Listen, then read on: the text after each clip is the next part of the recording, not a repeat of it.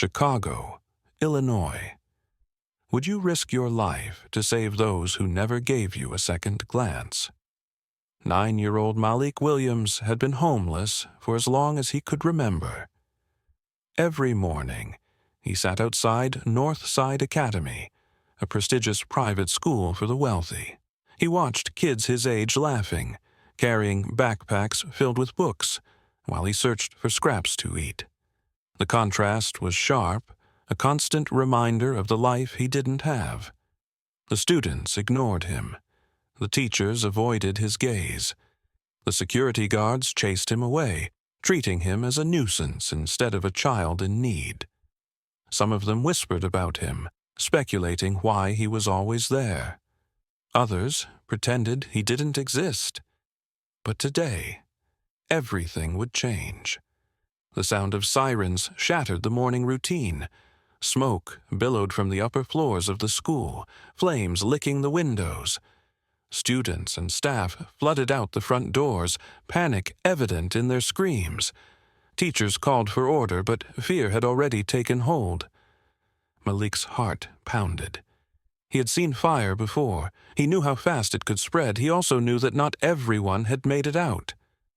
A teacher stumbled outside, coughing violently, her eyes wide with terror. Some kids are still trapped inside. No one moved. Parents, faculty, and students stood frozen, watching as the flames consumed the building. Firefighters were on their way, but time was slipping away fast. Malik clenched his fists. He had no home, no family, nothing to lose. But those kids, they had everything, and they were about to lose it all. He took a deep breath, then ran straight toward the fire. Because when the fire started, Malik became the only one who could save them. That afternoon, Malik sneaked into the school cafeteria to grab leftovers. His stomach had been growling all day, and the scent of warm food was too tempting to resist. He moved carefully, making sure no one saw him. He had done this before. Just grab what he could and leave. It was routine. It was survival. But as he stuffed a half-eaten sandwich into his pocket, he heard the first scream. Thick smoke billowed from the west wing of the school. Fire alarms blared. Teachers shouted. Students panicked. "Fire! Run!" someone yelled. Malik turned and saw them, dozens of kids running, their faces filled with terror. Smoke curled through the hallways, filling the air with a choking thickness. He could have left. He should have left. But then, "Help!" a little girl cried from behind a locked door. She pounded against the glass, her tiny hands slamming against the window. Tears streamed down her soot-streaked cheeks. She couldn't have been more than 6 years old. Everyone else ran past, focused only on their own escape. No one stopped. No one noticed her. Malik's heart pounded. His body screamed at him to run, to leave before it was too late. But he couldn't. He wouldn't. He sprinted toward the door, coughing as the thickening smoke burned his throat. He reached the handle and pulled, but it wouldn't budge. His hands burned as he yanked harder, his fingers slipping against the heated metal. "Hold on," he called, his voice hoarse. "I'm getting you out." He scanned the hallway for something, anything, to break the glass. His eyes landed on a nearby fire extinguisher mounted on the wall. He ran to it, ripping it free from its case. With every ounce of strength, he slammed it against the window. Once, twice. The glass cracked but held. A third time. Shatter! Broken shards rained down, but Malik didn't hesitate. He reached inside, grasping the girl's trembling arms. "Come on," he urged, pulling her through the frame. She clung to him, sobbing into his chest. The fire roared behind them, the heat unbearable. He had to get them both out. Now he lifted her into his arms and turned toward the exit. But the hallway was different now, thicker with smoke, darker with flames. His only way out was closing fast. He had no choice but to run through it. His legs burned as he sprinted, dodging falling debris and leaping over smoldering wreckage.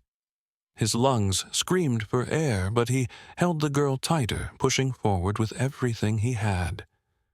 The front doors were just ahead. He could see them. Just a little farther. He could have escaped. Instead, he chose to save them. He grabbed a metal chair and smashed the glass window of the locked door. The shards scattered across the floor, but he didn't stop. "Come on! Quick!" he shouted to the kids inside. The children hesitated, eyes wide with fear, but Malik waved them forward. "Cover your faces. Stay low." Smoke choked the air, making it almost impossible to breathe. He ripped off a piece of his shirt, dampened it with a nearby water bottle, and pressed it over the smallest girl's nose. "Breathe through this," he instructed, his voice hoarse. He led them through the smoke-filled halls, dodging debris as the fire spread. Flames climbed the walls. The ceiling groaned as if ready to collapse. A boy stood frozen in fear, his back pressed against a row of lockers. Tears streaked his soot-covered face. I can't move," the boy whimpered. Malik grabbed his hand. "Yes, you can. Just hold on to me." The boy gripped Malik's arm, shaking uncontrollably. Step by step, they moved forward, the fire roaring behind them.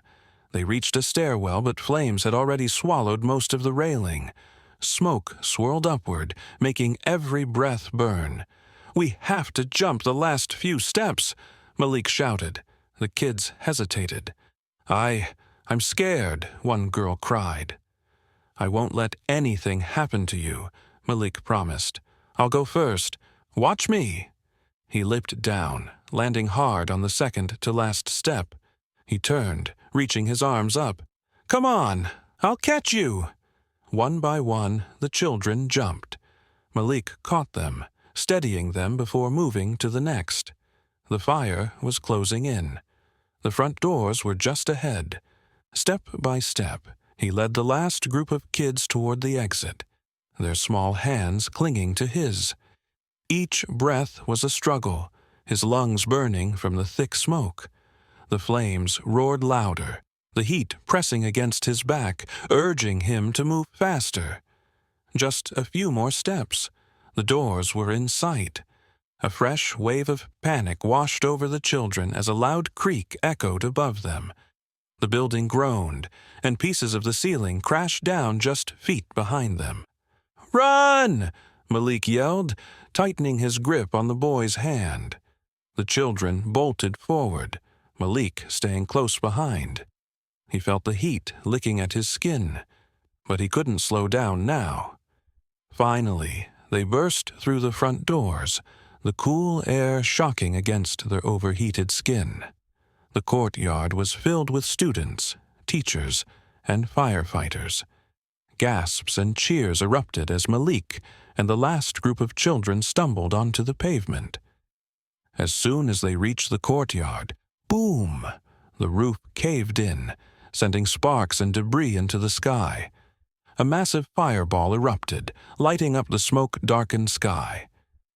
The ground trembled beneath them. Parents rushed past the firefighters, desperate to find their children.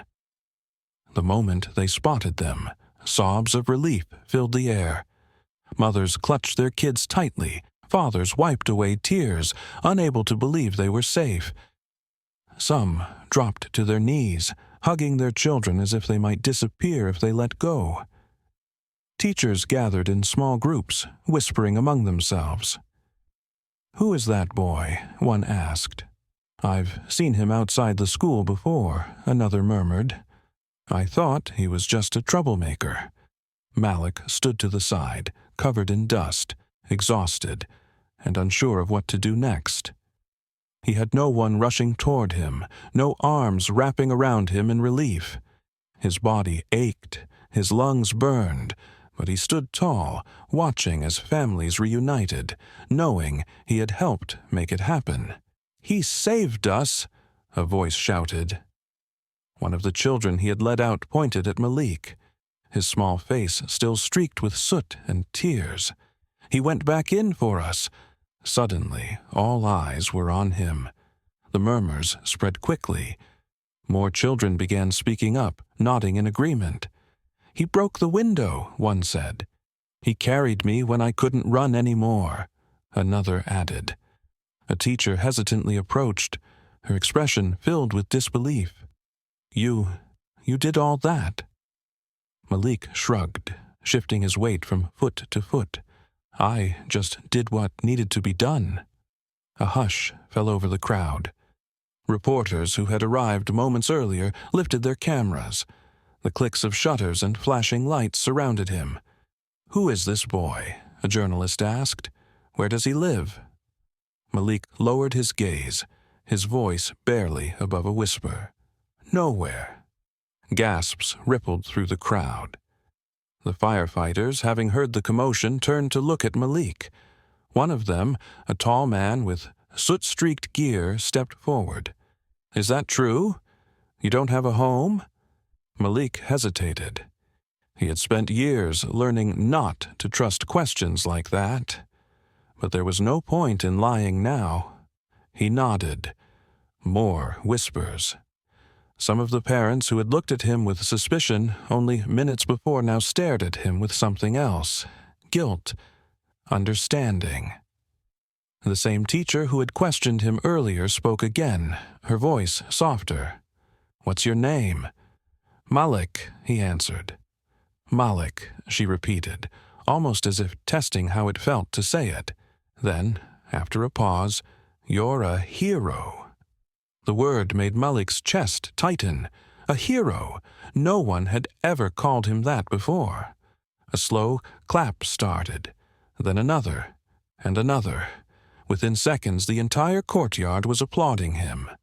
The sound was overwhelming, but Malik didn't move. He simply stood there, trying to process everything. The world had just learned about the hero with no home. The school board called a special meeting. "This boy risked his life for our students. We can't just ignore that." Teachers, administrators, and parents sat in the grand assembly hall, murmuring amongst themselves. The fire had shaken the entire school, but what shook them more was the realization that the boy they had once dismissed had saved their children. The headmaster, a stern man who had spent years enforcing rules, stood before them. "We must ask ourselves, have we been blind to someone who needed us? And now that we see him, what will we do?" A silence fell over the room. Then, one by one, heads nodded in agreement. The next day, Malik sat outside the school, as he always had, staring at the large gates he had never been allowed to pass through. But today, things were different. The headmaster approached, his hands clasped behind his back. "Malik, may I speak with you?" Malik stood cautiously, unsure of what to expect. Yeah?" The headmaster took a deep breath. "How would you feel about attending Northside Academy?" Malik's eyes widened. "For real. For real. Full scholarship, housing, everything you need." Malik opened his mouth, but for the first time in his life, he had no words. A school that once chased him away was now inviting him in. I don't know what to say." "Say yes," the headmaster said, smiling. Malik looked past him, at the building that had once felt so unreachable. He thought of the students he had saved, the moment the teachers had looked at him with something other than disdain. And then, slowly, he nodded. He had gone from being chased away to being welcomed inside. The headmaster extended his hand. Malik hesitated before shaking it, feeling the weight of the moment settle over him. He had spent years surviving, ignored by the very people now offering him a place among them. Could he trust it? As they walked through the grand front doors, students watched in silence. Some whispered, recognizing him from the news. Others simply stared. "This is your new home now, Malik," the headmaster said as they entered the main hall. "We'll make sure you have everything you need." A few teachers approached, their expressions softer than before. "We should have seen you sooner," one admitted. "We're glad you're here." Malik swallowed hard. This wasn't pity. It was recognition. Later that evening, he sat in his dorm room for the first time, staring at the bed, the desk, the neatly folded clothes in the drawers. He had never had a space of his own. He lay back, staring at the ceiling. For once, he didn't have to worry about where he'd sleep or what he'd eat tomorrow. For the first time in his life, he belonged. The parents of the boy Malik had saved the most, James and Rebecca Carter, stepped forward. Rebecca knelt beside him, her voice gentle. "You don't have a home, do you?" Malik hesitated before shaking his head. He had never said it out loud before.